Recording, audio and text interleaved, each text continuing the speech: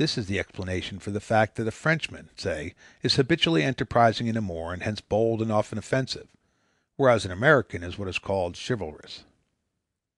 The American is chivalrous for the simple reason that the initiative is not in his hands. His chivalry is really a sort of coquetry. 20. The unattainable ideal. But here I rather depart from the point, which is this, that the average woman is not strategically capable of bringing down the most tempting game within her purview, and must thus content herself with a second, third, or nth choice. The only women who get their first choices are those who run in almost miraculous luck and those too stupid to formulate an ideal. Two very small classes, it must be obvious. A few women, true enough, are so pertinacious that they prefer defeat to compromise. That is to say, they prefer to put off marriage indefinitely rather than to marry beneath the highest leap of their fancy. But such women may be quickly dismissed as abnormal, and perhaps as downright diseased in mind. The average woman is well aware that marriage is far better for her than celibacy, even when it falls a good deal short of her primary hopes, and she is also well aware that the differences between man and man, once mere money is put aside, are so slight as to be practically almost negligible. Thus the average woman is under none of the common masculine illusions about elective affinities, soul mates, love at first sight, and such phantasms. She is quite ready to fall in love, as the phrase is, with any man who is plainly eligible, and she usually knows a good many more such men than one. Her primary demand in marriage is not for the agonies of romance, but for comfort and security. She is thus easier satisfied than a man, and oftener happy.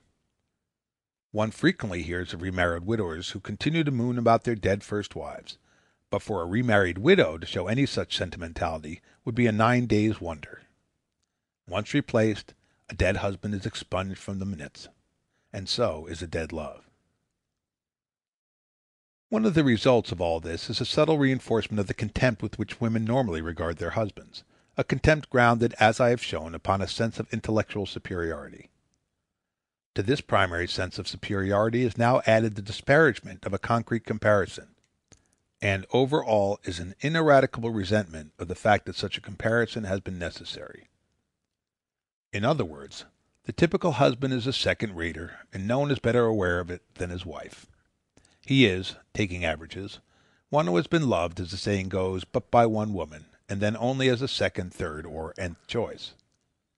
If any other woman had ever loved him, as the idiom has it, she would have married him, and so have made him ineligible for his present happiness. But the average bachelor is a man who has been loved, so to speak, by many women, and is the lost first choice of at least some of them. He represents the unattainable and hence the admirable. The husband is the attained and disdained. Here we have sufficient explanation of the general superiority of bachelors, so often noted by students of mankind. A superiority so marked that it is difficult, in all history, to find 6 first-rate philosophers who were married men. The bachelor's very capacity to avoid marriage is no more than a proof of his relative freedom from the ordinary sentimentality of his sex; in other words, of his greater approximation to the clear-headedness of the enemy sex. He is able to defeat the enterprise of women because he brings to the business an equipment almost comparable to their own.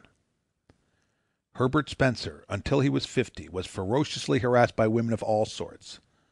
Among others, George Eliot tried very desperately to marry him. But after he had made it plain over a long series of years that he was prepared to resist marriage to the full extent of his military and naval power, the girls dropped off one by one, and so his last decades were full of peace, and he got a great deal of very important work done. End of Marriage, Part 1.